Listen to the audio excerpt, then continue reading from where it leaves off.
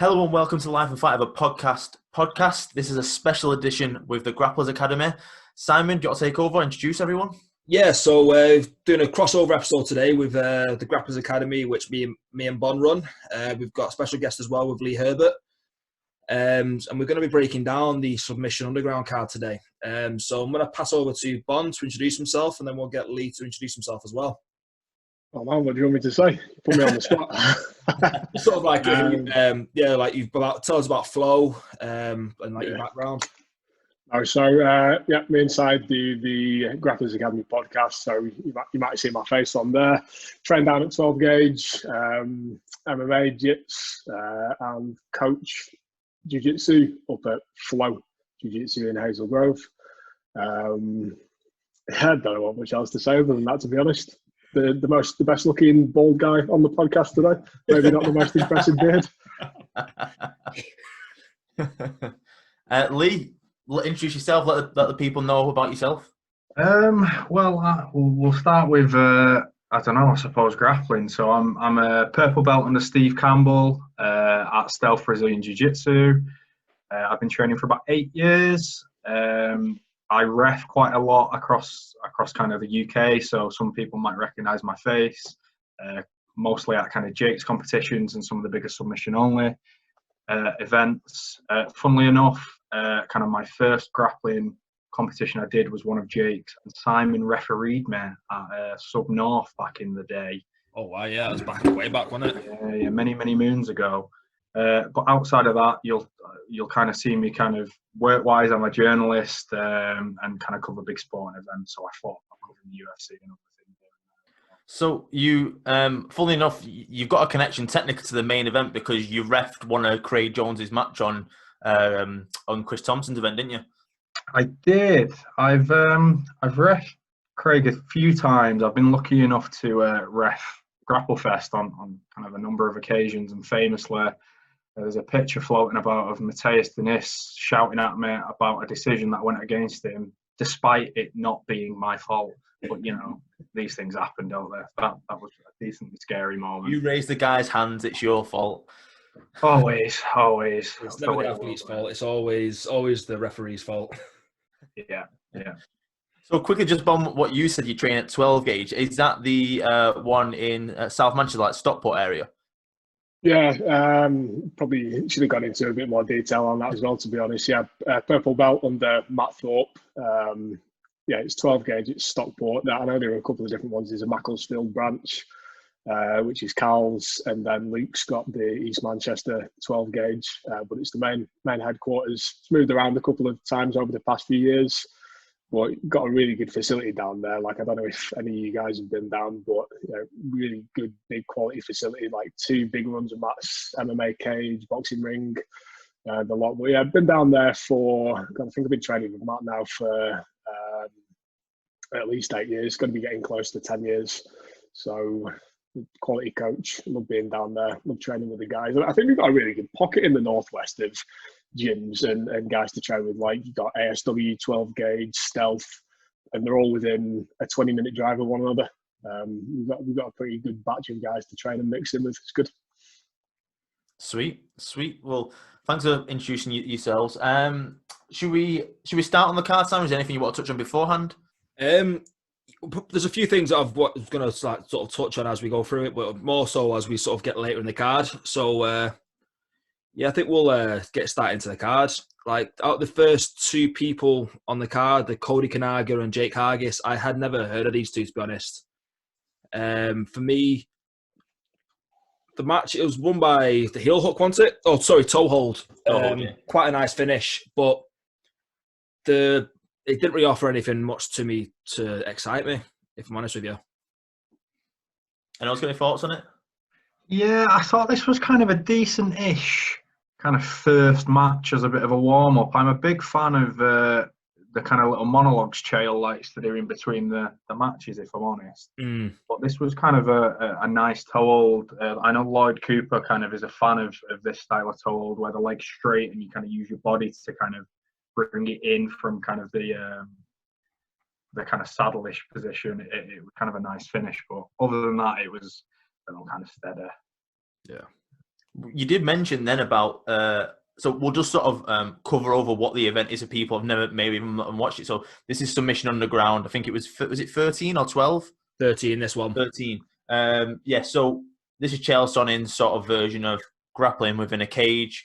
And also the first time during COVID-19 lockdown where an event's sort of been put on, especially put on live on Fight Pass. And the setup was very strange because empty arena. What did he mention? It was in a barn, did they say? Undisclosed location. Mind your own business, is Chael's words. Yeah, he said during it though he was in a barn, but I did like the fact that it cut back on him. He just waffled on a little bit. He was texting people, trying to get matches sorted for future events, stirring the pot a little bit. He's entertaining, as we all know, but he can talk, and he sort of invites you into just him, which is quite clever, I find. I don't know what everyone else thought of that. Yeah, I quite like his little monologues in between, like Lee said, but commentary-wise, I think he needs somebody else there. Like me and Bob were talking about it earlier. He possibly needs a newer, more recent player who's quite active still to talk through maybe some of the technical aspects of it. Like he's great entertainment-wise, but he needs a second person there for his commentary, I think. I completely agree with that. The first time I commentated on an MMA fight, I got through in last minute on a rep show in Preston probably around 7 years ago. And I only got through in because Aaron Chatfield was cornering one of his teammates. So I just got through in to commentate on my own. Never done it before. And it's literally, you want someone to bounce off, someone to feed in a little bit. And yeah, he did very well considering on his own. But yeah, I agree. Maybe he was more colour and he needed a play-by-play. Maybe that's what I would think would be needed. I think, like Bon, you mentioned like someone like Gordon Ryan, didn't you, earlier? That'd be interesting. Yeah, I mean, it'd be interesting to get somebody like that, and obviously a big name in the sport, and somebody who's got a really good technical eye for detail. I don't know whether any of you guys have watched him commentate on the BJJ Fanatics tournament that they held over in New York, but I found that really interesting because it was less of a commentary on it and more of like a live breakdown of the fights. It was a really good quality breakdown, and Gordon Ryan's a bit OCD or ADHD with his learning and his knowledge on the jit. So I just thought of bringing somebody else in who's got a more, like Si said, a bit more of an up-to-date view on grappling, because Chael Sonnen's obviously a good grappler, but seems like he's not kind of up to date with the trends on the way that people like to play at the moment, and seems like his knowledge or positional knowledge of the leg game's not quite there. Yeah, there's kind of a few people he could get. I noticed this kind of when people are going for legs, he kind of doesn't acknowledge position, and he kind of just calls it high-level footsie and things along those lines. He's like obviously a good grappler but mainly a wrestler. So a Gordon Ryan with a bit of trash talk. There's people like Sean Williams and kind of Ricardo Amidiola who commentate for Flow are decent shows as well. Anyone with the technical knowledge, basically, like you say. Even getting someone like was it who was it that commentated on Metamoris? The name escapes me now. Fucking, I've heard that name in ages, Metamoris. Jeff Glover, that's the one. Yeah, someone like Jeff Glover would have been really good for it. Yes, that's a great shout. Wait, was it him and Kenny? Yes, him and Kenny Florian, yeah. Jeff will do it as long as you don't run off with his money like Metamoris did and not pay it. Especially, didn't he go from commentary to competing as a secret opponent on one of them as well? That was quite interesting and clever.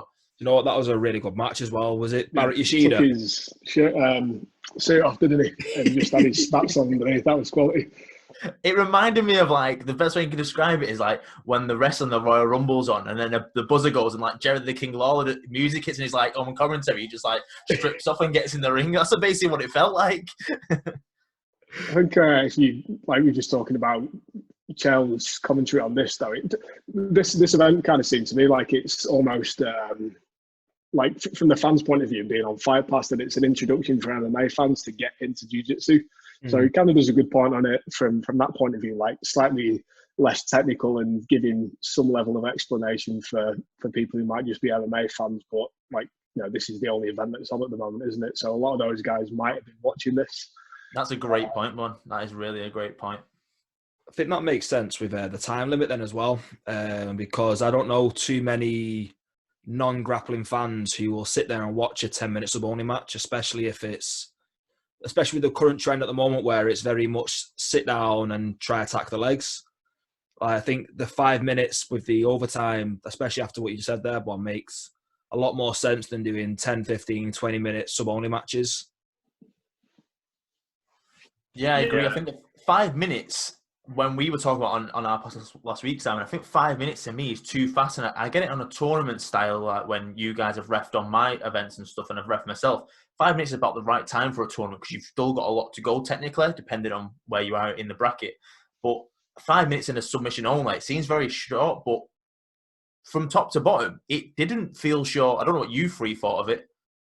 It's a weird one because I've reffed a 30-minute submission only match. I'm sure it was no time limit actually on Grapple Fest. That was Ross Nichols and Jack Grant. That was amazing from start to finish because they both pushed the pace. But as kind of, I don't know, submission only is becoming a thing in itself. People are figuring out how to game the rules. So there is it depends who it is. 5 minutes full action can be fine. But if it's people who just don't do it, I think the thing is, if people are playing not to lose rather than win, the time limit really comes into play. Well, that happens a couple of times on this card, doesn't it? Made a few notes where it's sort of like match 6 with Stoner. Was it Stoner and Lamy? Yeah, Lamy. Like, for me, if it wasn't for the overtime rule set, Stoner would never have won that match. And similar with the co-main event, which we can go into later with Martinez. Yeah, I agree with that. But yeah, no overtime, there'd be no it would have gone the other way. Yeah, even the main event, you heard. We won't do spoilers, but you heard one of the people in the main event asking how long was left to see if they could get to overtime. But has anyone competed in the EBI format before, or with EBI overtime? No, not personally. I know, like Keenan's a big kind of Keenan Cornelius is a big kind of anti EBI because it's kind of you're not earning the position, and it's interesting. That's becoming kind of more of a thought. Like you can't get Gordon Ryan's back because he's so technical, but then you are just gifted his back and you might be able to finish. I've only competed with it once before and lost. I competed against Sam Spencer, who's kind of a good level MMA fighter, and a close match, and he escaped quite quickly when I had his back, so I had to risk escaping an armbar, and he got the finish. So it's a weird thing. I think maybe the promoters or even the rule makers for this should add something into the rule set where you accumulate positions by how forward going you are with your pressure. So if you pass the guard, then and you manage to secure it, then maybe that gives you one position. Like a checklist sort of thing. Yeah, whereas if you don't actually try to progress and you don't actually sweep your opponent or you don't attack and you're just waiting for that time limit, then... Is that not just IBJJF then, though? Because then it's not then it's not submission. Then it's, I nearly got past and I've got, I don't know, we won't even call it a point. I've not got 3 points for a guard pass, but I've got this invisible point. So I'm not even going to bother trying to get a submission now. I'm just going to sit on my ass. Yeah, I think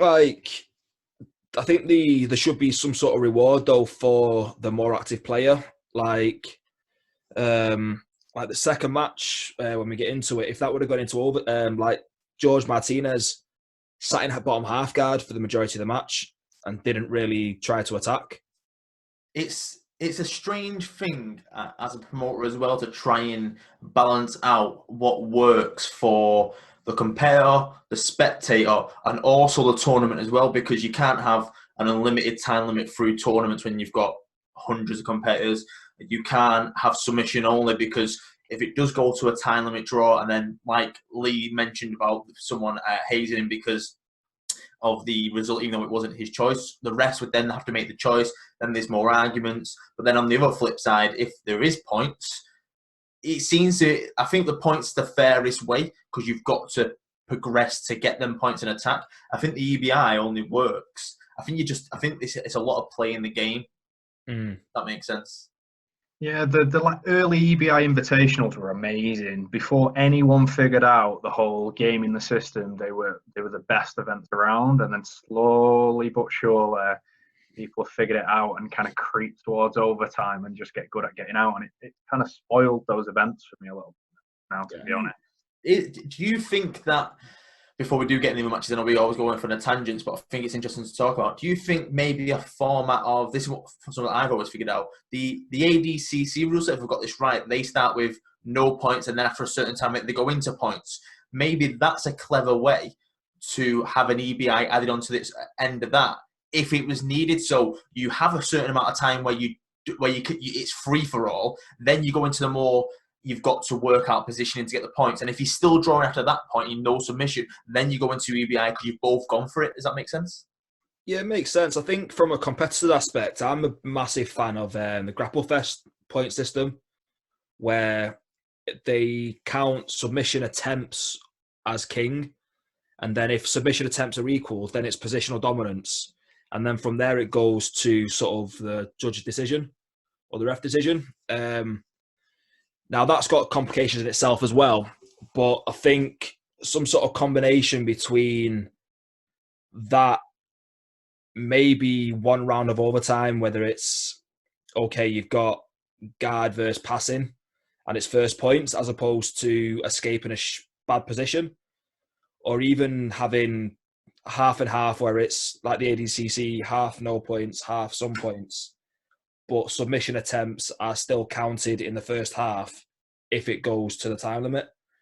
I don't know, some sort of hybrid system like that could be worthwhile.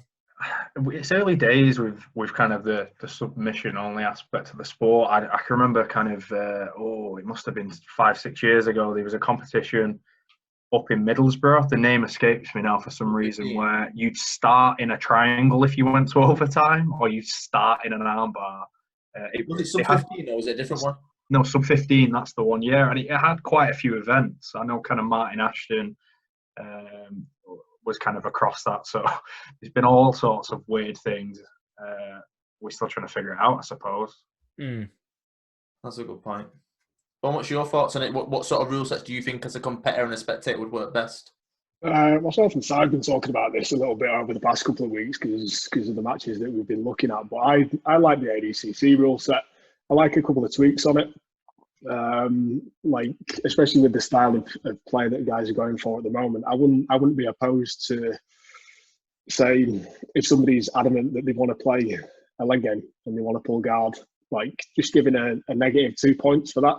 And then there's the impetus there. Like if you're going to go -2, but you determine that you want to pull guard and start playing a leg lock, then that's the trade that you've got to make. If you've got that aggressive style from the bottom, you're going to be willing to take that risk to get in underneath and start playing your style that way. But in terms of an overtime, I'm not sure I'm necessarily a big fan of this, where you're starting with the submission locked up, like the armbar. Like we were talking about, it doesn't really seem like a super fair way, and it almost seems like you're too far into the submission there to mount a decent escape. And a couple of the guys do get good escapes on this show, but EBI's one, yeah, it's good. You're starting more in a position rather than in a submission. But I think overall, like Si was saying, you've got to earn that position, and it's difficult to come up with. Like you're saying, it's striking a balance between what's entertaining and what's fair. And the reality, actually finding a balance between the two is probably more difficult than most people are going to give it credit for. Jiu-Jitsu, on the whole, isn't the most entertaining sport to watch, even for people who play. And there can be some matches that are horrible to watch, and especially if you're not familiar with the rule set. Like this is probably one of the better rule sets that you can get people interested in jiu-jitsu, because if you're going into overtime after a short period of time and you can pretty much guarantee that the match is going to end in a submission because you're starting them in a submission in overtime, that's probably more appealing to get people who aren't into the sport over into it. But yeah, I think overall, like taking overtimes and all these things aside, like a referee's decision or a judging decision panel like they do on Polaris isn't a bad shout. But ADCC rules, I think, are my favourite. I think mentioning that what you said there with Polaris, I think that's an interesting way that they score theirs as well. Like it'd be a 15-minute match, but the split each 5 minutes is scored individually. I think that's quite a good point. But also touching on what you say about the guard pull getting negative 2 points, maybe treat a guard pull similar to a takedown, where you've got to secure the position and attack within a certain time limit. So with a takedown, you've got to keep your partner pinned down and secure a position. Whereas if you pull guard, okay, you've pulled guard, but you've got 30 seconds to do something before those negative 2 points come in. Yeah. Something like that. If you can't pull the guard and start engaging straight away, you're not just sitting there butt scooting. Yeah, you're not sort of sitting there waiting for them to come forward. It's like, no, you've chose to pull guard. Yeah. You go make something happen. Two interesting points there. I'll go on Bonds first, just in chronological order. So, obviously, you mentioned the two positions. Obviously, you've got, spiderweb armbar and then the back with the harness or the seatbelt. The two interesting positions, because the armbar, technically, the way I see it anyway, obviously people have different opinions. The armbar seems more of a threat if you're attacking because it's a tighter armbar, but it's easy to escape, explode out of it. Whereas in the back take, it's harder to finish and harder to get out of, if that makes sense. It takes longer to progress out of that. So I feel like if you want to delay and you've got the upper hand on the time, you pick the back and hold on as long as you can. Whereas if you need a finish, I feel like you should go for the armbar. That's the first point. And then the second point, what Simon said about the Polaris split into 3-5 minutes. There's no break what they do. Maybe something that someone could bring in would be like an MMA style where after the 5 minutes, it goes to the stool, you have a bit of a 30-second minute break and you're back out there. What ACB did with their jiu-jitsu tournaments. Say again? ACB did that, didn't they, with their jiu-jitsu tournaments? Is that what ACB did? Right, okay. I've not seen that, but that's something that I think would be interesting to watch. I'll have to look into that. See if there's upsides and downsides to everything, and it's kind of we'll eventually get through all of the iterations. It's like if you stand back up every time and you get two people who like wrestling and it took them 4 minutes to get to the floor, then someone will complain. Yeah. The thing with starting in an armbar or on the back, you spot on. The back, you kind of strategy riding for time and seeing how long you can get up. If you mess up, you basically have to go in an armbar and try and get out as quick as possible. But we'll get through all of the possible variations eventually, I imagine. Is there any especially if we're stuck in lockdown for 900 days. Is there any other positions apart from the back take and the armbar that you think could be brought in or changed over? You think that would be more of a fairer advantage, like a fairer playing field maybe? 50-50. Depends who you're going against, doesn't it? Yeah. It's not really a 50-50 for some people. I've never seen anybody play around with starting from the mount. Although it's a dominant position for the guy on top, theoretically, you've got quite a few pieces to put in place before you actually can mount an attack. And the guy on the bottom's got a few options for escaping as well. It's similar to the back, isn't it, to be honest? But just spitballing ideas. I've not seen anybody playing around with that position. I think adding on to the back of that, maybe having mount as still live if they are starting on the back, because you've just escaped one bad position to another bad position. You've not actually escaped the position. So if you've got the back and you get mount, it's still live and still attack. You've not escaped. Imagine the position with Chris Jones. Yeah, that's a decent segue back into the card though, because we'll jump around on the card for this one. The co-main event with Austin and Richie, you kind of saw a little bit of that. Yeah. Where kind of we came out of one position from starting on the back and we ended up in what was technically half guard and we saw a finish. Interestingly. Yeah, Bon was saying before, what you about the eagerness of the referee in other matches? Yeah, I was suspect on that. I don't know whether, like Simon said, it was because it was the co-main event, but people had been deemed to be out of the back in a couple of occasions in earlier matches from basically something that was as simple as clearing the hooks and getting the hips out. Exactly the same as what happened in this one, but they let it run. Don't know why. Yeah. I think for me as well, especially on this match, what kind of wound me up is the wrong person won it. Richie Martinez had that lovely sort of arm attack from the beginning, and Austin did a great job to escape it, but he didn't engage properly for the rest of the match. He played it out till overtime. Like, he did a few leg drags that were a bit meh, and he sort of threw himself in there. But like again, Richie following him down, chasing him down from playing guard, like he could have got up and wrestled him, but Austin wasn't really doing much to try and engage, in my opinion. So we'll build up to that one and talk about Mondiga. So we'll go into the second match. So that was Eric Mocanico versus Jorge Martinez. Just talk, anyone that wants to go through it, talk through what they thought about the match and the finish. It was battle of bottom half guard and passing with nothing coming from Jorge Martinez. Like, for me, Meconico was quite active, trying to pass the guard, and for me, the right person won that match. I would have liked to see more from George from bottom half guards, if I'm honest with you. I agree. So that was an armbar finish. Meconico won that one. Then we're going to match 3. We've got Jake Smith taking on Charles Gilpin. That was another submission. Did it go into overtime? Anyone else? It didn't. I like this one. This is I am your classic generally sit down to guard despite training at ASW with Cam for about 5 years on and off now. And this finish was beautiful, if it's the one I'm thinking of, where the guy went for a single leg first time, very nearly got guillotined, and then the second time there was a beautiful switch into a Kimura where it went on so fast and his arm went behind his back. You could barely see the tap, if I'm honest. I know Chael was surprised. It was a verbal tap, wasn't it? Yeah, I think so. But it was beautiful. Yeah. Second, I've got this match as well. Go on. Sorry, what were you saying about them? No, go on. After you. I was about to say, I've got this noted down as one to watch. For me, it's not the submission of the night. Oh, no, sorry. Yeah, so it is. So for this one and the match 7 match 8 was fight of the night. Simon, fuck me. I need to.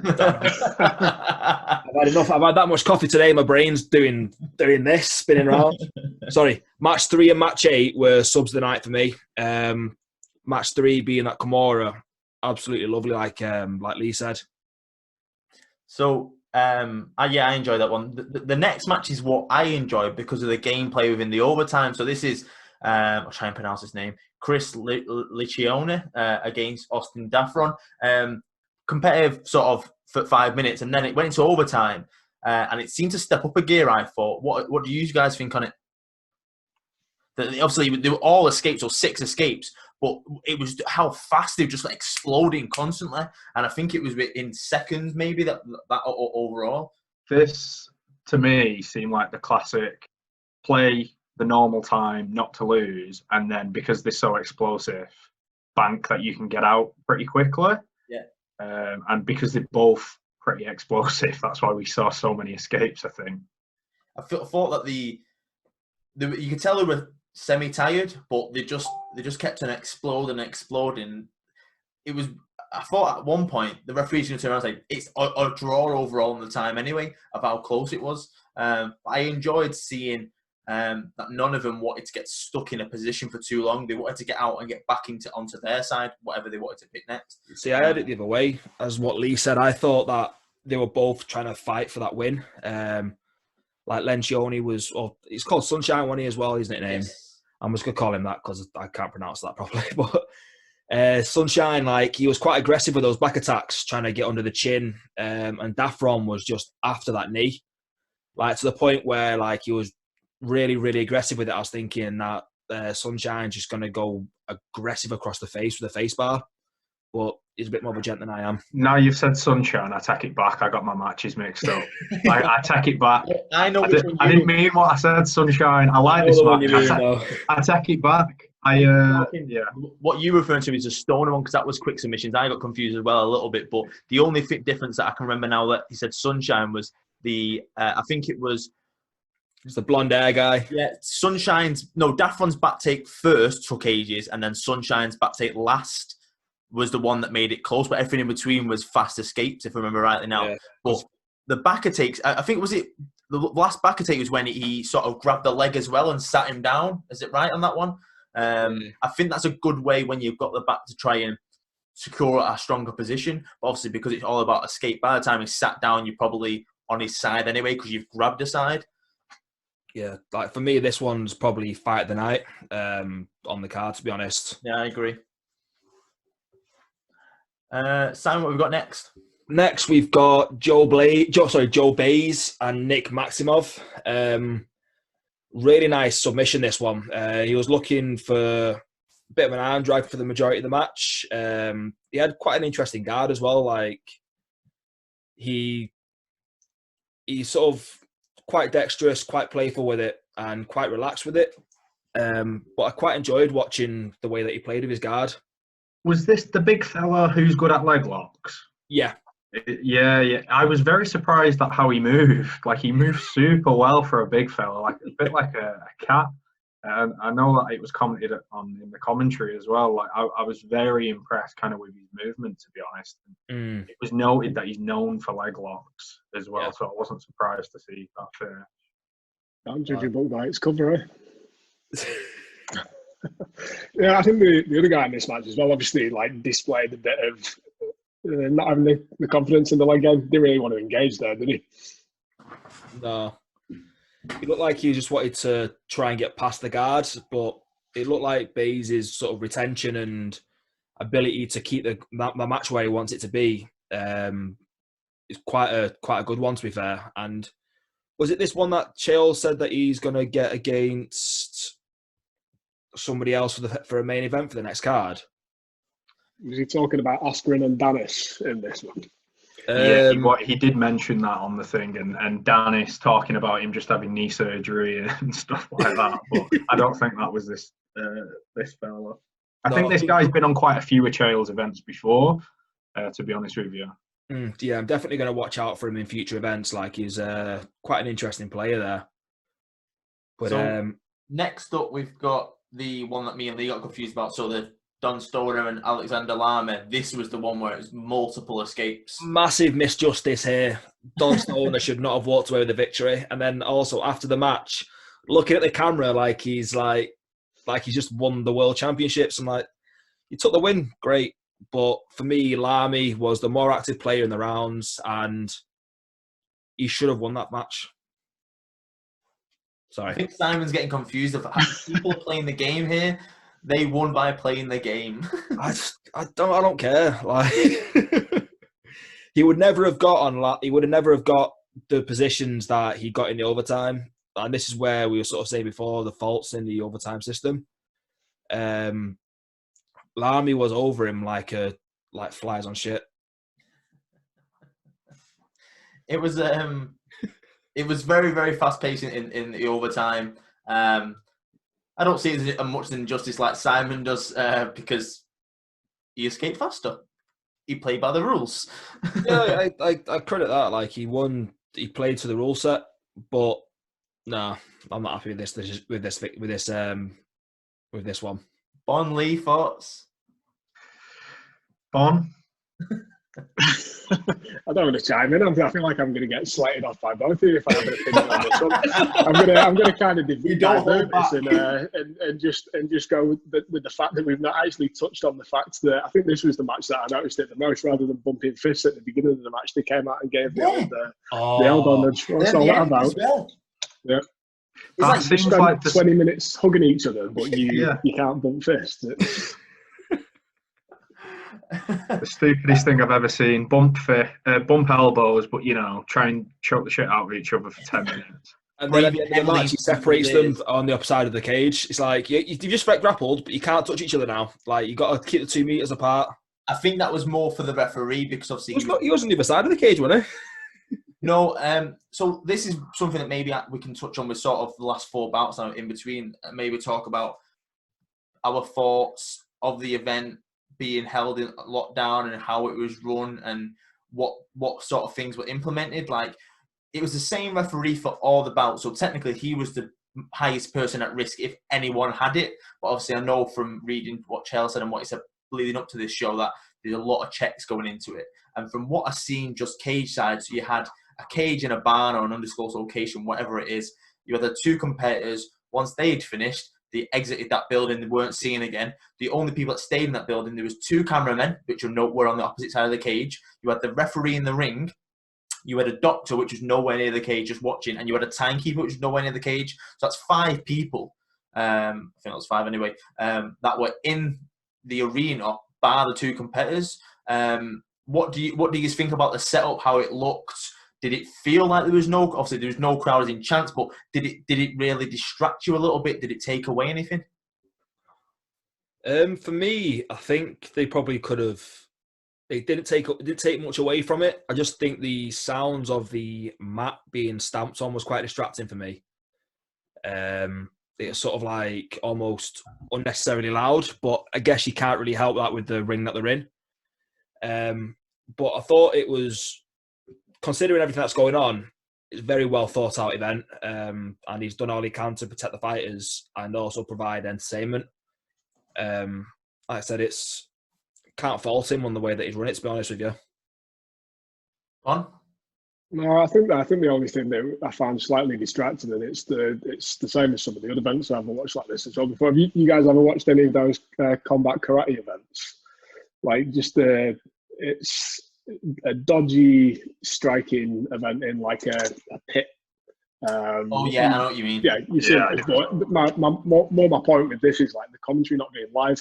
I mean, that's the only thing that I kind of found a little bit off-putting. Like the commentary on that one seems like they recorded the fights and they're commenting over it afterwards. Just seems a bit dead. I mean, with the circumstances, yeah, similar sort of thing to that, isn't it? But yeah, with this, like, what are you going to do different from a legal standpoint? Like, I'm surprised they've got away with this, to be honest. So I don't think anybody's mad at the setup that they've gone with this. There's just some live jits on. Yeah, the crowd thing's an interesting one. I'm not a big fan of jiu-jitsu crowds, to be honest with you. I went and sat in Polaris, as in at grappling events. Like, I went and sat in Polaris when it was in the Bridgewater Hall and kind of did some media and was like roaming backstage, and you could kind of hear like a mouse drop, like, or a pin drop or whatever. Mix that one up, didn't I? And I'm like mixing between going backstage and where people I know who are sat. And as I'm walking through, I can hear people who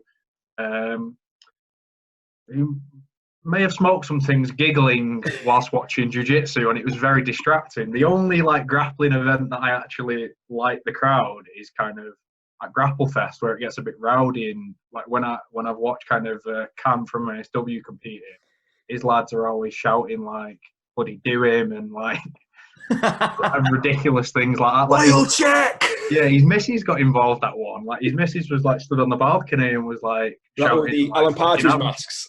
Yeah, and like and having, so like the crowd's a weird one, to be honest. I don't think like, was the person that was on some substances, it wasn't Tim McKnight, was it? Possibly. Possibly. I think there was a few. It's a very common occurrence, isn't it, in the I think off the back of that as well, like Polaris crowds are too quiet. It's like you say with the pride crowds. Like, I went to the one. I felt scared to talk. Yeah, it was really, really weird, and like the whole like kind of sidestep into the like Chael putting the event on. Like, I work kind of in the media, so I don't have any inside information on kind of like the coronavirus and stuff like that. But I speak. He told me stuff yesterday. Yeah. I speak to Jake about like kind of the risk reward thing, and I think this with the UFC as well, and kind of the reward of putting the event on versus the potential risk, which is, I don't know, like an outbreak gets pinned. Not the pink eye thing that happened at ADCC. Yeah. And then a big media company in the US pushes back and says UFC Fight Pass event has done this. It's kind of a brave thing for Chael to do, in the UFC as well, to be honest. They did the best they could testing all the fighters and stuff, but you won't really see many people doing that because it's a massive risk. It's interesting to look at. Me and Simon touched on this a couple of weeks ago. So when the UFC 249, the original date, April 19th, or whenever it was, got postponed because Disney and ESPN got involved, and now they're redoing it on May 9th. What's changed in 3 weeks in relation to what Disney and ESPN wants? Because UFC want events, Chael Sonnen want events, so I can understand Chael getting his event on UFC Fight Pass, but UFC's not putting events on Fight Pass because they've got a contract with ESPN, which is owned formidably by Disney. That's why they are saying it. What's changed in 3 weeks? Are they still going to put it on, or is it now going to be on pay-per-view? They've not really explained that, but what's changed between 249A and 249B? I think what they're doing is they're stalling for time. So if the government, where, I don't know, in the US, kind of moves to what will be the next phase. So I'm just going to talk about the UK because that's just easier because I know what's going on. They talked about kind of, we're coming to the end of phase 1 and we're going into phase 2. So things are going to start probably changing. So at the minute, we're all supposed to be locked down proper. And phase 2 will probably be kind of a bit of a lightening of that. So you can't go out at all. It might be you can only see people in your house. It might be you can see 10 people. And if this happens in America, where kind of restrictions are lifted a bit, Disney might not be as nervous about putting a pay-per-view event on.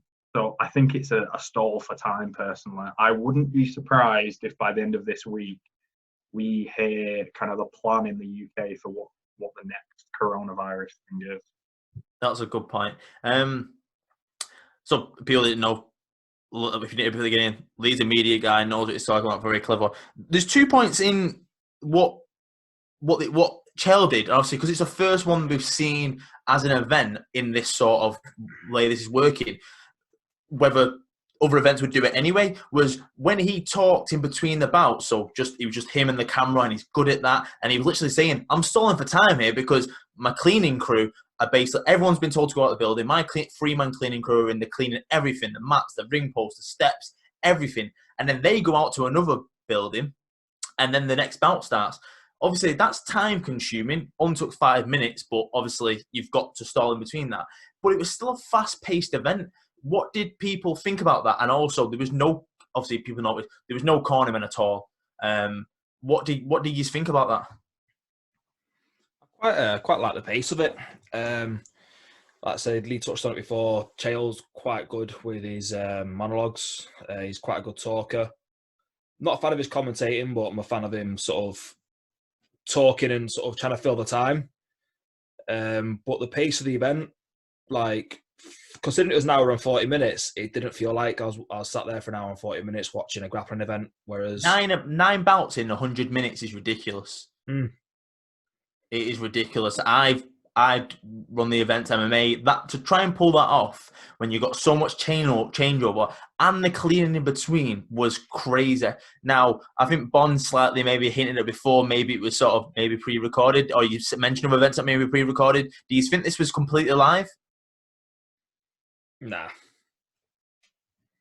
I have skeptical hippo eyes on if it was live. I don't even know if I care if it was live. I don't, but it's just interesting to see, because obviously Chael was still playing like it was live because of the monologues in between to say the crew's now cleaning. So whether that was put in place to me, I feel like it was more an event and more live, and he got to amplify other bouts and talk about future main events and stuff. And the other thing was the no cornermen. How would you deal with that? Obviously, you go in with your own game, but the corner men having them in, or corner women, sometimes that helps a little bit. Bon, what do you think on that? Yeah, definitely. I'm not mad about there not being, not having anybody in corner in there. It shouldn't really affect your game too much. I know watching back on, I was going through some of the old ADCC matches from last year, just gone 2019, and watching a whole load of matches in a row like that, you can see where some people are kind of like playing directly off what their coach is seeing, and it is a big advantage if you've got a super knowledgeable coach and they're there to directly support you on the match. Kind of like pulls you mentally out of being on the mat and engaging with your opponent, and you're getting a lot of feedback from the guys that are there with you. But I mean, it's fighting, isn't it? Every fight sport that you see, whether that's boxing, MMA, whatever it is, everybody's got cornermen, and some are more advantageous than others. But I don't mind it in jiu-jitsu. It's not like you're getting a break in between where you can go back and talk in between rounds with your cornerman. So it doesn't really directly affect it that way in the same way that it would do in an MMA match. So if you're comparing how it'd affect if you wanted to look at a similar sort of setup for the UFC, it probably wouldn't work as well as that, because that time spent in between the rounds is pretty beneficial for the fighters. Maybe not so much the same with a jiu-jitsu match. Si? I agree. Like some players, the cornerman plays a massive role in it. Like some players, it doesn't. They just go out there and do what they're doing, and just treat it like, sort of try and treat it like another day in the training room, because you don't always have your coach there over your back cornering you through every role that you're doing. Like it is different with competition, as your mindset going in there is going to be different. There's higher stress levels, and there's that fear of the unknown, because you might not have come against the person you're against. Excuse me. But I don't think it makes the biggest difference, especially to the guys that are playing on this level. Maybe less experienced players sort of need that little bit of the corner there to just guide them through it. But at this level, I don't think having a cornerman there is going to make the biggest difference. Anything to Just add, to, sorry, Sorry, go I on. was just going to say, just to add on top of that as well. When I was watching this card, I was more thinking about something that Simon's just touched on then, and like the psychology of the guys competing without the crowd there. Kind of going back to what we were talking about there before, because being in front of the crowd kind of hypes you up a little bit. There's a little bit more pressure and intensity to the whole situation. So I was wondering when I was watching this, like I did when I watched the BJJ Fanatics tournament, which was kind of held in like a closed off room as well, like what the psychology of the guys going into the match is like different from having the crowd there. It's like football with like a 12th man. They sort of use that a lot on commentary, saying that the 12th man, it feels like the crowd's getting behind them and stuff. So yeah, I agree with that. Lee, anything to add? Yeah, I half wonder, particularly with the people who are less experienced on this event, or kind of, I don't know, they're not MMA fighters and they've not been on the huge grappling shows before, if not having a crowd might have helped, to be honest. And with the coaches, I think there's kind of two styles of coaches. You kind of have the PlayStation coach who kind of talks you through things and talks you kind of out of mistakes. And then you kind of have the people who are there for support. And the top level guys, I think there's kind of a routine in every time Gordon Ryan competes, he hears Danaher's voice, and not having that would be weird. I know they compete kind of elsewhere. Like I know Nicky Ryan, for instance, came over to Polaris just with, I believe it was his mum and someone else kind of cornered him. But the weirdness of, I've done however many events in the past kind of 2 or 3 years and always had this person there, their voice whilst I'm competing. They're almost like you're in a monologue. And that not to be there must be a little bit weird. Like for Craig not hearing, I don't know, Lachlan or Danaher, it must have been a bit odd. I've seen that, especially in the MMA side. So I'm not surprised that his mum did come with him, but maybe because of his age. He was about 17 at the time when he came over. Yeah, I think he might have even been 15 or 16. So the case might have been that he possibly needed someone to fly with him. I'm not sure. I know the Rotolos came over for Grapplefest solo together. Well, they had their parents with it. They had the mum with her, I think. Oh, did they? Yeah, I was in the back chatting to her. Because I'm wrong. Yeah, there must be a guardian thing, but it's just interesting that kind of you have this voice constantly and they're not there. No, I agree. One thing I was going to touch on about the parents, and maybe not for, did you say, is it Nicky Ryan, did you say, sorry? So the other two that was mentioned, maybe because they're not from, did this fly from the States? Yeah, but so Cade and Ty flew from California and Nicky Ryan flew from New York. So, but I didn't hear the first name, sorry. They're not originally from the States, is that right? I think they are. They are. No, they are, yeah. Born and bred. Back in the day on the Tapology adverts when they were about 5. Ah, right, okay. The point I was going to make was we had a fighter from, he's from Cuba, but he fights out of Spain, in Valencia. The only way to get him over last year to face Alex Valiandis was he had to fly over with his mum because he didn't have a visa to come over. So literally in the airport, we had to buy his mum a ticket to come over with him. That's the only way to get him over. We only found that in the airport. But then he was supposed to be matched for 29th of February, so 2 months ago, against Connor Hitchens, and bought his mum the ticket. We knew how it was going to work, and then because of Brexit, that didn't work anymore. The whole landscape changed.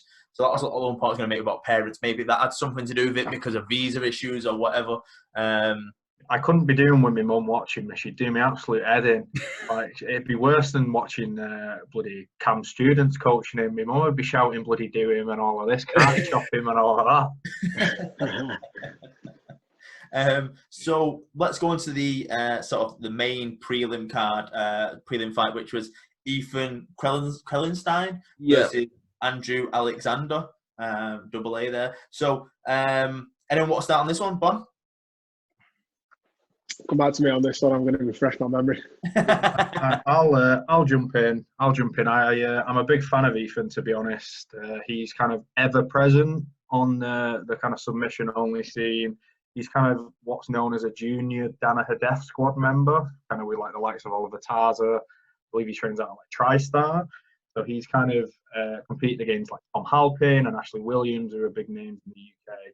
But he's been about for a while. And he faced kind of Andrew Alexander, who stepped in very, very late notice, I believe, if memory serves. And I kind of think, considering Andrew stepped in fairly late, he had a decent showing, if I'm honest. Yeah.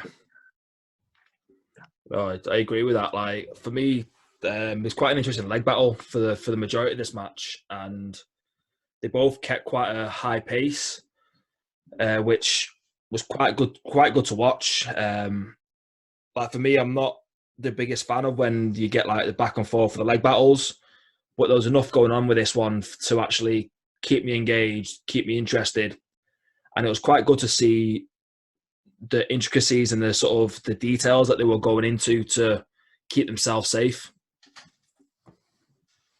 Yeah, I think it was a nice match on exchange on the legs, wasn't it? One thing that did surprise me on this one, though, is when it went into the overtime, particularly knowing how the guys at Enzo's train is like training for those bad positional styles, and they incorporate that into the rounds, like very leg dominant play from both guys. But then as soon as it got into the overtime and they started on the back, not necessarily that same sharpness on the escapes from those positions. But when you listen to the guys like Gordon and John Danaher talk about how they train there, that they seem to put a heavy emphasis on escaping bad positions. So quite interesting. Yeah, with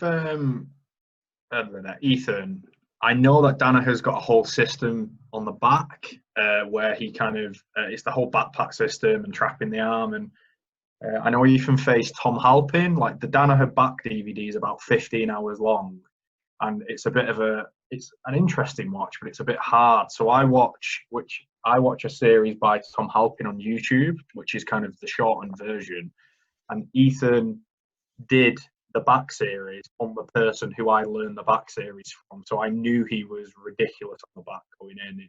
It's just kind of interesting to see that play out. Oh, that's quite an interesting take on that, to be fair. Yeah, this one finished in overtime, rear naked choke. It's what really all you touched on, really. So they played the leg game, and then it sort of switched to the back because they are the only two pushers. You couldn't play a leg game any further in overtime. It's that old adage, that old saying where beware of the person that trains one move 1,000 times rather than the one that trains 1,000 moves one time, or however it goes.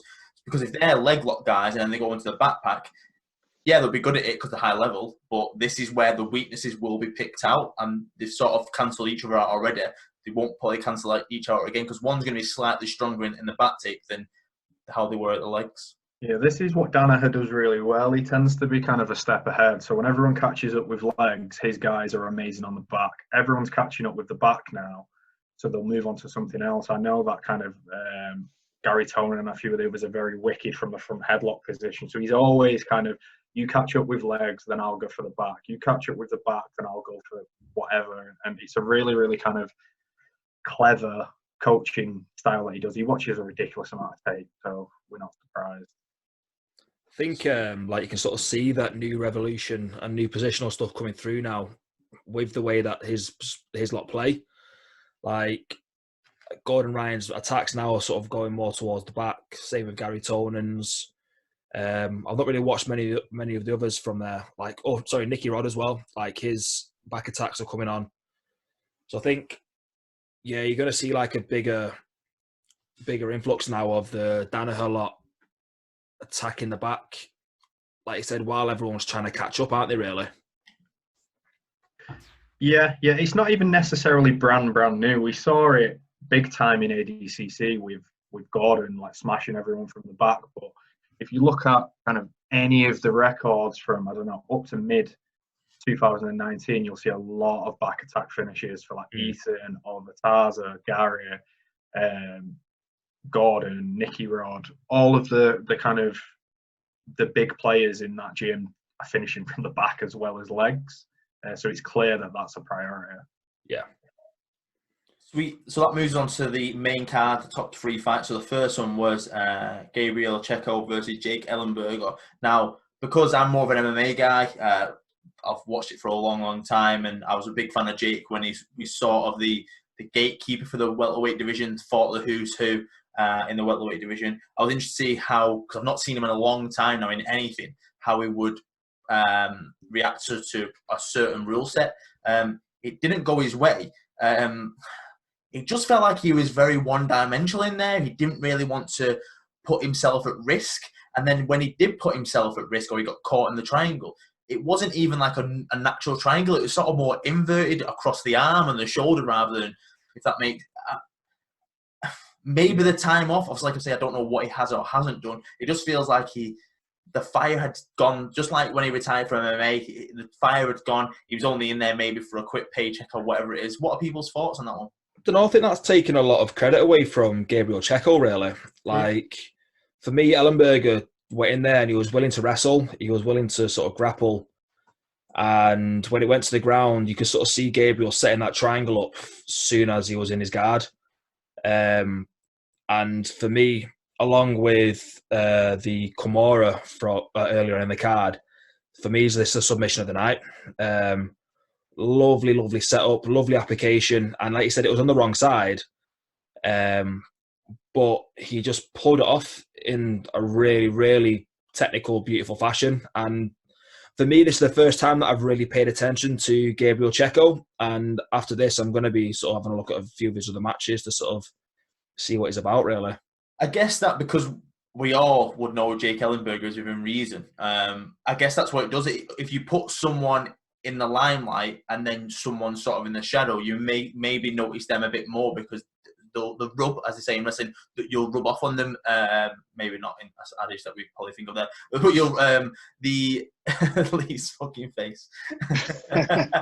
But you'll get a bit of the rub, as I'm what I'm trying to say. And I agree. It was an impressive finish. I just feel like Jake didn't have that fire to sort of explode. He was out of it. He tried a little bit, and then he was like, "Nah, I'm done. Like Checo's great. I'm not going to get out of this." And I was a bit disappointed in his performance, and maybe that's because I was fixated on Jake.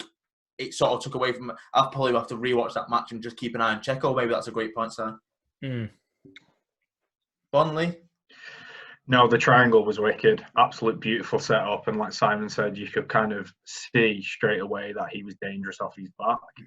Ellenberger's kind of been around for a long time, and he's been kind of he's obviously on the decline in MMA and on the back end. It's just interesting to see him transition kind of more into pure grappling. I know he's been on SUG before, but he was never a heavy submission guy on the ground. He was more pinner and ground and pound.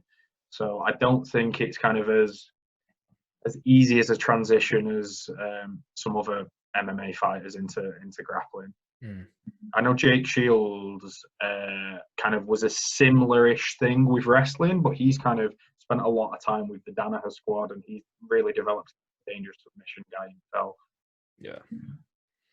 I think as well, like, got his record up here for Ellenberger. And since like January, February, March, May last year, he's had 3 matches, and he's had another one sort of cancelled. So he had the bout against Diego Sanchez on SUG 8. He also he was supposed to have a match with Carlos Condit this year, and he's had 2 this year as well, grappling matches. One of them being Gabriel Checo, the other one being Ben Egley. So he's arguably still been quite active because his last run in the UFC, he was on a 4-fight loss streak, was he? 4-fight loss. So from what I can see here, he won 5. His last 2 wins in a row was 2013 in Jay Heron and Nate Marquardt. Then he lost to Roman McDonald, then Lawler, then Gashflip, then beat Koscheck, but couldn't bounce back. Thompson, Safadine lost, beat Matt Brown, then lost in a row, Masvidal, Perez, Saunders, and Barberino. I just feel like he was gone midway through 2016 anyway. That was more my point. But yeah, I didn't realise he was this active, especially in the last sort of 12 months. Sanchez, he's a special kettle of fish anyway. We could talk about a whole episode just on him and his persona. Ben Egler, again, very talented grappler, Diego Sanchez, though. A properly talented grappler. I just think he's very, very strange, and I can't take him seriously in anything he does. But yeah, again, another episode.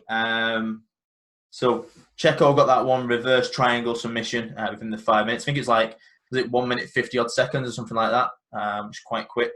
Then we go co-main event, Richie Martinez versus Mr. Paige Van Zandt, Austin Vanderford.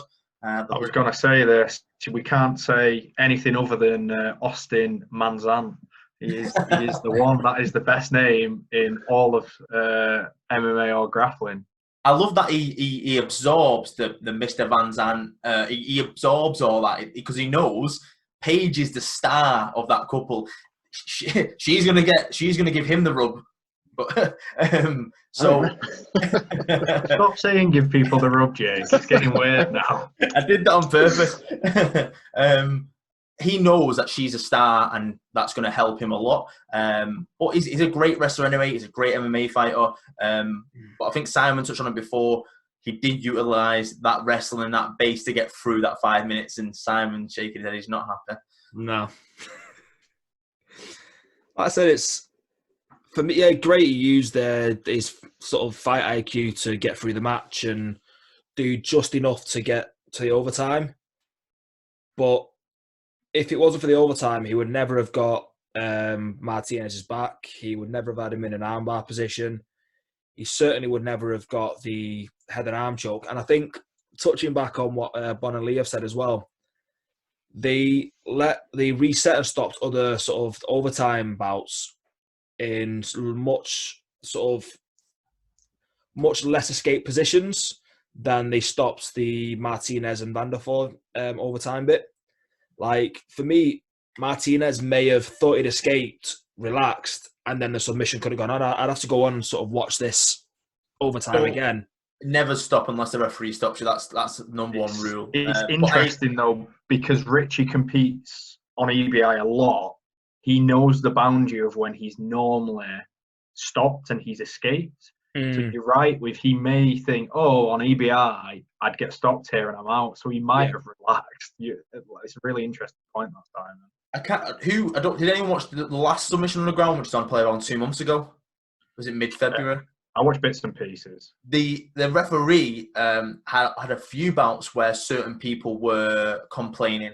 I can't remember which bouts was top of my head, but don't be bashing referees now, Jim. You can't be bashing referees with me on it. It was the competitors within the bouts which were like where the referee was stepping in too early, when a bit like that position where he got out, but the arm triangle, which was, I can't believe how tight it was when during the escape, how it was straight in, but it was still in positions where he had the back, but he reached over. This is on the last submission on the ground, and he was going for it, and he's like, no, he's out. And he's like, well, no, I had that on. And he's like, well, no, you've escaped. So there has to be, especially because it's the same referee I know it was, there has to sort of be a balance. You can't just be, he's either out or he isn't. There has to be. But referee didn't stop. When I ref with these rules, I go on, do I think you are in a genuine submission attempt? So you've come off the back. Do I believe that you can get a head and arm choke from half guard, which is a difficult-ish thing to do? So it's debatable. Clearly, he is ridiculously strong and finished it. So it's a really grey area, because like a head and arm choke textbook from half guard is just not a thing. You're always taught to pass the guard and either try and finish from mount, knee on belly, or side control. So it's a funny one for the ref. I kind of feel for him on that one. Well, I kind of think the whole match is a bit weird. If we kind of go back to the beginning of it and talking about the levels of willingness to engage. You could, if you take the devil's advocate approach on this and say that Richie's not really willing to get up and engage in the wrestling in the same way, that it takes two to tango from that point of view, doesn't it? But if you go back to the end and the overtime, which is probably the more interesting part of the match in terms of what happened in a lot of the other matches earlier on. Now, as soon as the hooks were cleared off the hips and the back was flat to the mat, in every other match the referee was on it instantly, basically calling it an out or like a stoppage on that. Richie Martinez gets his hips out and gets the hooks off his back and gets his back to the mat, but then the position's allowed to carry on. And it kind of goes back to what we were talking about earlier in terms of like playing around with the rule sets. Does going from the back to mount count as the same series of play, or is it a new series of play? Like once actually you're in a mount or a side control position, if you're going off the rules of this tournament, then it's done, isn't it? So in my opinion, the match should have been stopped there, regardless of whether he had the sub on or not. It's just, what is the criteria for the escape happening? If it's the hook's out and the back's on the mat, then it's done. It's not really up for debate whether the sub can continue or not. You've just got to go with you've got to have pretty clear guidelines and then stick with them and not allow any flexibility. Yeah, it's a funny thing because technically it's, do you think it's a dangerous sub? Which, if you get a head and arm in half guard, I don't necessarily think that. So I might have stopped it. But then if he can choke Richie out or Richie taps, then clearly it's a dangerous sub. So am I wrong for stopping it then? Yes, Lee, you are wrong. Always send Mateus to my house to shout at me. A point that could be put in the rules to make it more clearer is, and maybe it won't be as a favoured rule, but it helps the grey areas, is you get the back, you can only finish that guy by rear naked choke. You've got the arm bar, you can only finish people by arm bar because anyone moves, but then it's not as good because the arm bar, you can get wrist locks, crushes. The rear naked choke can transition to what we've seen there. Head arm can transition to an arm bar, multiple things. And maybe that just stops the grey area. Consistency. If you tell me you're going to arm bar, mate, you're going to, unless you are ridiculous, there's a wide gap in skill, you're going to struggle to armbar me. If we're similar level and you tell me what you're going to do, you're going to struggle. That's kind of half the game. It's kind of, I'm starting in the armbar, I'll try and bicep crush it. Oh, I might chuck a triangle in there, and then eventually I'll go back to the armbar. So it's a funny one. Mm. So we now have the main event of the evening, or the day, or whenever it was. Vinny Magalhaes. Huh? Do we have to watch this? Oh, this still brings me back nightmares. The noise.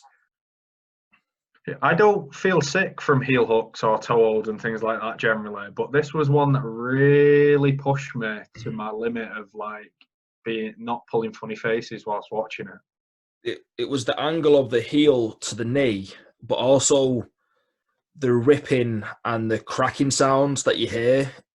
Like, and Magalhaes' face is just pan-faced. He's got no emotion there. And I'm like, how? It sounds like your bones just snapped. Which submission attempt was it? One or two? Was it the first or second? I think both of them did damage. The first one did the initial pop though, wasn't it? They were talking to each other between it.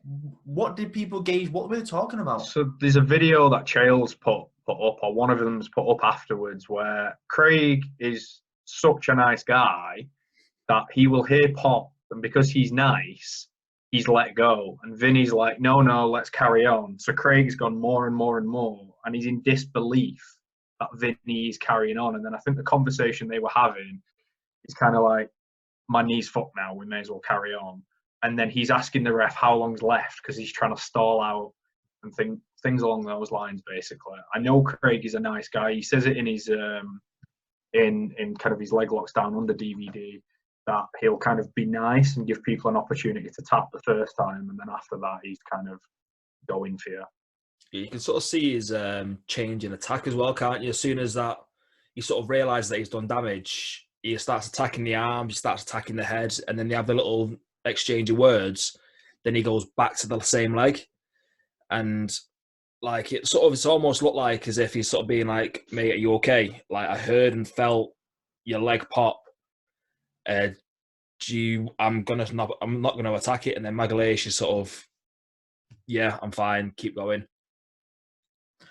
Yeah, there's a weirdness in here with, like in the video I'm talking about, Vinny's talking about how flexible he is and how he can nearly, like naturally almost turn his leg all the way around.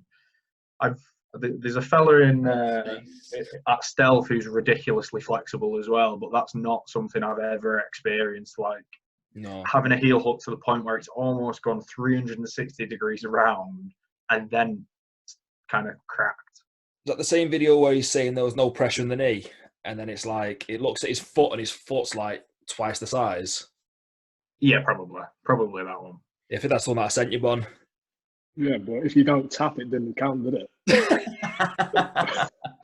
It's not what he said. He goes, I didn't tap to the heel hook, so doesn't matter. You didn't leg locks don't work. Isn't it? So, I think it's like Chael, after obviously the verbal submission or however it ended, he then touched and was like, Craig Jones is the #1 grappler in the world.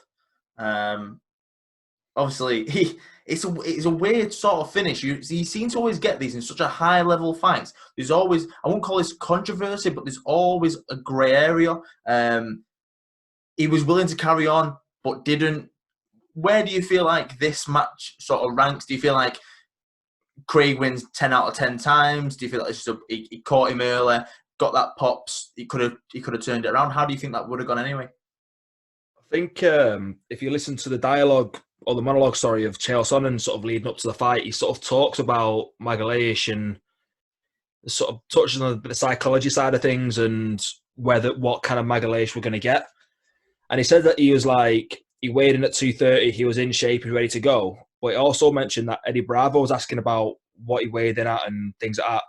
So I think looking at his sort of sluggishness, and he didn't really try to defend the leg lock in an active manner. Yeah. I don't think that this is the same Vinny that played against Gordon Ryan. I think he was in a different headspace for this one. Maybe the whole thing that's going on at the moment affected it.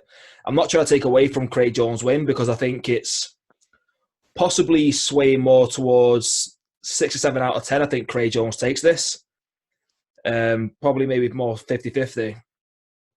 It's hard to call, but I don't think this is the same Vinny that we had against Gordon Ryan, where he sort of passed his guard and evaded all the leg attacks. He did look very sluggish. He looked out of breath within, and there wasn't really much movement apart from defending, and it wasn't like scrambles. It was, he could tell when he was speaking and when he was looking at the referee, he was genuinely gassed.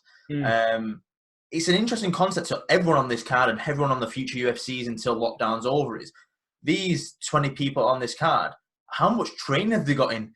You're weighing at 230, but like a good Vinny Magalhães when he fights in, obviously in the PFL like he does recently, he probably cuts from 240, 230 down to 205 and balloons back up to that, and that's probably a good weight for him. But is it an active weight? Is it someone that's constantly attacking? Because if you're lackadaisical in your training and not really going 100%, then you're probably going to be the same in the match. And I would probably think Jones takes it 6, 7 out of 10, like you said, Simon, overall. But Vinny's dangerous. He just didn't feel like he was there, if that makes sense. Yeah, Vinny's notorious for being an on and off competitor, be that MMA or grappling, and the performance he put on against Gordon Ryan was top notch. Craig is a bit of a. They have similarities, Gordon and Craig, but they're different in a lot of ways. And kind of the setups are quite different as well. So I don't know if Craig is a more difficult puzzle for Vinny, just regardless of prep. I know most people aren't going to be in as good a shape, myself included, who's gained like 2 kilos in biscuit weight at the moment.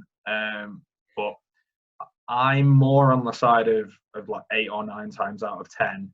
Craig, if it's going to finish by a finish, I think it's via Craig. I think Vinny would only win via a decision or possibly overtime. Vinny's a ridiculously talented grappler, but I just kind of think in submission only and kind of where they're both at in the kind of grappling career, Craig's just leaps and bounds ahead at the moment.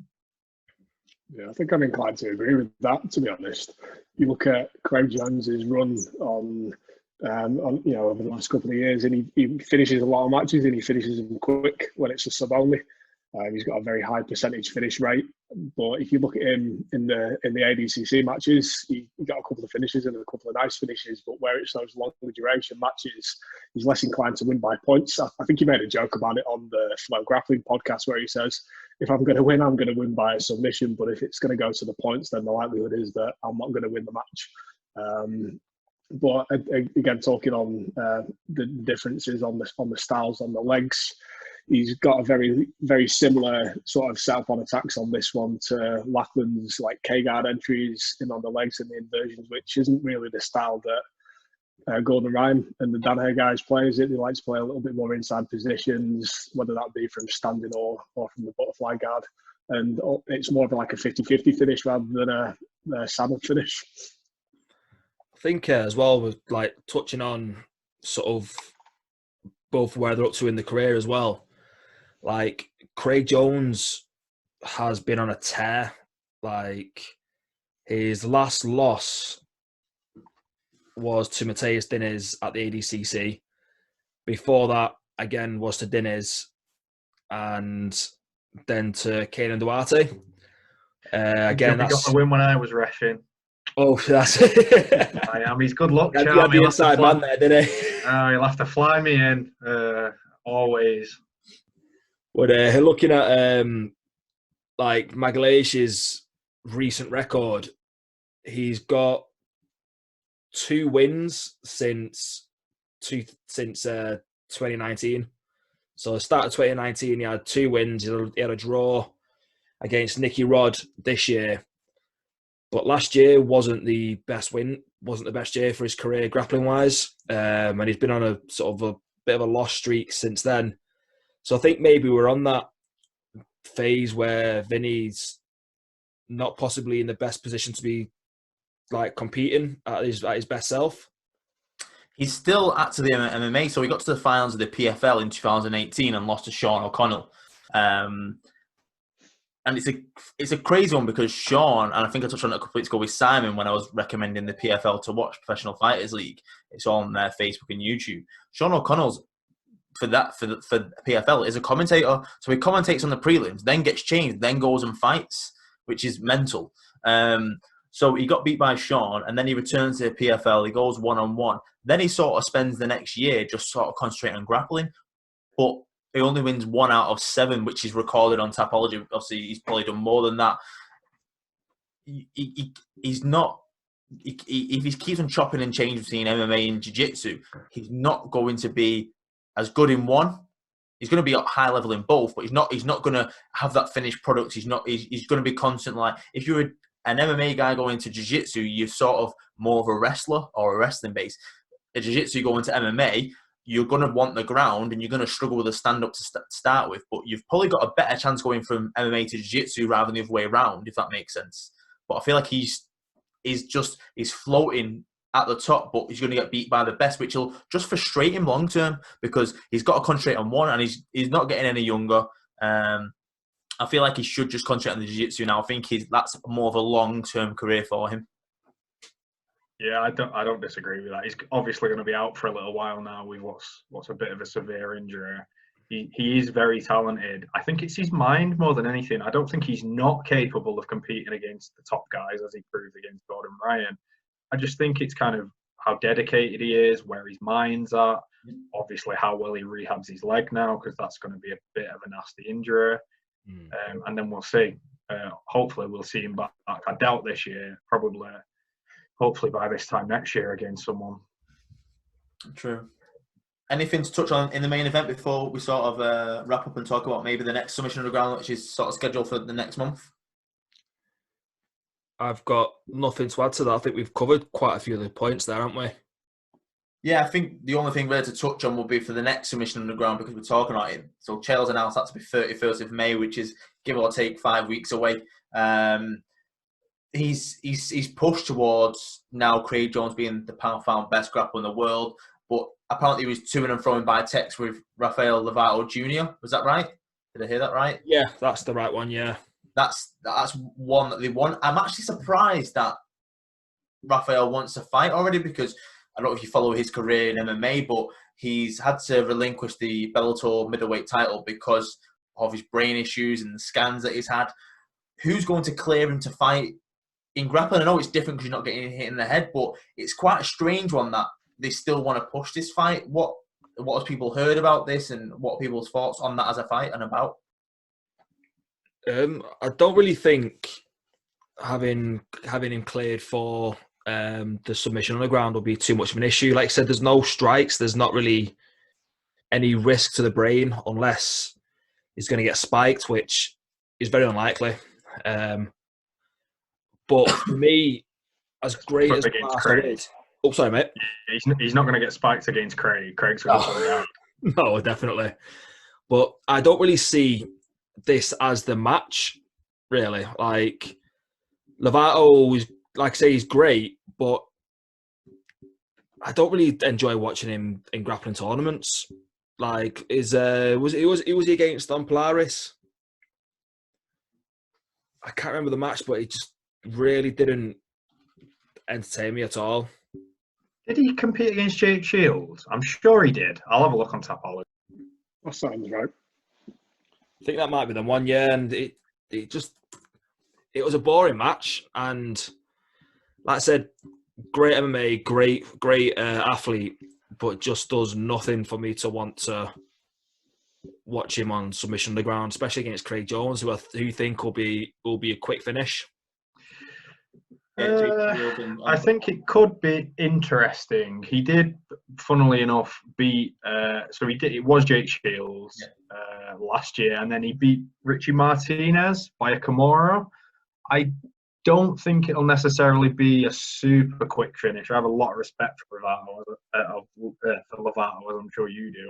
I think the game will be more kind of slow Craig down, stall him out a little bit, shut down the legs and try and tire him. I do think Lovato's capable of winning, but I think it'd be in overtime. I don't think, particularly on SUG where it's only 5 minutes, that he would get the victory within the 5. I don't know. I think I've seen Jones make quick work of like similar level players, especially if they're willing to engage in the guard game. And Lovato, I don't think he's going to stand there and not go to engage. Like, look at was it Shields that Craig Jones beat on Polaris? Yeah, it was. Yeah, great base, really hard to turn over. You've seen other players struggle to sweep Shields, yet Jones was able to get underneath him and finish him in pretty quick fashion. Do you feel like if that fight doesn't happen, who would you want to see Craig Jones in against next? Do you feel like, I'm just playing based on this card up we've just watched, that if Martinez Richie got the win against Austin, do you feel like that could have been sort of the next in the pipeline for Submission Underground, because he just beat Jake Shields as well before that? But now obviously Austin won him. Do you think Austin maybe steps in, or do you think it's how do you think what's next for Craig Jones? I think, like you said, the Craig Jones and Martinez match would have been quite interesting, but I wouldn't mind seeing round 3 of Diners. So it might be different, might be more than that, but another round 4, round 4 of Diners and Craig Jones. For me, that's quite an interesting match. Maybe even let's get a grudge match going, Hinger and Jones. They both dislike each other. And I'm fans of both athletes, and I would really like to see them two go against each other. I'm very much against Dennis versus Jones. Every single match has been. I love both guys. I have a lot of respect for both guys, but has not been the most entertaining. Yeah, true. Even the one at ADCC wasn't fantastic. They both just seem to neutralize each other, and then Mateus is a lot more explosive and kind of sometimes pulls it out of the bag at the end. I'm well on board for Hinger, though. I know he's been on the Matt podcast fairly recently, and they've kind of been teasing little things around that. And there's some beef around the pink eye thing as well. Yeah, I've seen little bits of that. I would like it to be a bit of a longer match, though, with these two. Maybe just 10 minutes with overtime. I Do think. you feel like Grapple Fest did with the Grant and Nichols fight, that if you're in a main event and a submission only, that it should be a no time limit or an extended period of time, like 30 minutes or unlimited time? Do you feel like that would make it better because it's all about who's going to push longer or who's going to try and go out the gates earlier? Do you think that's probably better for a main event? Because I don't think you definitely can't do that on other fights because you'd have like a 4-day event. But as a main event, you get to a certain time, you know the main event's going at 10. Maximum it's going to be an hour, even if it's no time limit, because you don't see money matches going more than an hour, apart from when I was in Ireland with Stealth, supporting Stealth on a team series one. And what's his name? What was his name, Lee? That would be Callum from Stealth. Yeah. Had a match that was about an hour and a bit long. Yeah, he's like a 68 kilogram guy, and he was facing like an 80, 90 kilogram guy for over an hour. He's probably bigger than that, 95. But it was like the last match of their quintet, and there had to be a winner, and it was only the first round. It wasn't even a final. It was a first round. It was crazy. So I don't recommend any of that for the first round. But yeah, what's your thought? Do you think that should be a longer fight for a main event of such a caliber of fighters? I'm not sure that necessarily a longer fight necessarily means it's going to be a more exciting fight or even allows for those opportunities. It's all a question of styles, isn't it? And incentivizing the players to be active and look for finishes. It's especially if you're talking about it in the context of a Submission Underground card as well. If you think about and look at the higher on the card names that are fighting, it's usually an MMA guy that's fighting against the Jits guy, or like, it's looking for that crossover between the sports, isn't it? So if you look at it from that point of view, you could probably suggest that he's going to look, if he's going to continue to promote Craig Jones as his main champion on the Jiu-Jitsu front, bringing in more MMA guys against that. And it's more of a question of who is a good enough MMA guy and a specialist on the Jiu-Jitsu side of it to bring in and be a competitive match. I think all those other matches that you just discussed are good matches, but probably matches that are going to be better suited for different events under different rule sets. Yeah, you've got my brain swimming now. Jacare, Damien Meyer. There's a few floating about at the back end of their MMA career who might want something different. Who Chael might be friends with, actually. They were the maybe names. we can. Maybe that's something we can do after the fact, and we can probably come back on a podcast in 5 weeks' time and talk about where we can say this will be our dream Submission Underground card based on that rule set, because we know the rule set is going to be, let's talk out a card, or we pick a different rule set and do the best matches how we feel that would be. I think that could be quite cool. See what people think of that as well. Let's wrap up then, guys. Anything else? Anyone want to plug? Anyone want to speak about? On, Lee? On? Yeah, I went first last time. Okay. Bit of a shameless plug for the Grapplers Academy podcast. If anybody who's looking for a bit more of an in-depth dive into grappling analysis, head over there and check out some of the matches that me and Simon discuss. It's a bit of a technical breakdown on positional and submissional stuff in a lot of the classic matches that have gone on over the years. We've covered quite a few good ADCC matches as well over the past couple of weeks. So I'm really enjoying that, and I think the guys that are tuning in and watching that are taking a lot from the reviews and points that we're going over in that as well. Nice one. Lee? I'm purposefully a ghost on social media. You can follow me on Instagram if you want, but I've got 2 posts ever. I do that on purpose because I don't want to get in trouble with work. All I've got is if you see me at events in the UK, say hello, be nice to me, and don't be an arsehole. That's about it. Die. I'd just like to say thank you for listening, everyone. Make sure you check out Grapplers Academy and also the other episodes of the LAF podcast or LAF podcast. And thanks to the sponsors as well. We've got MBR, IDPO, got Progress, got Mad Skills, Empire.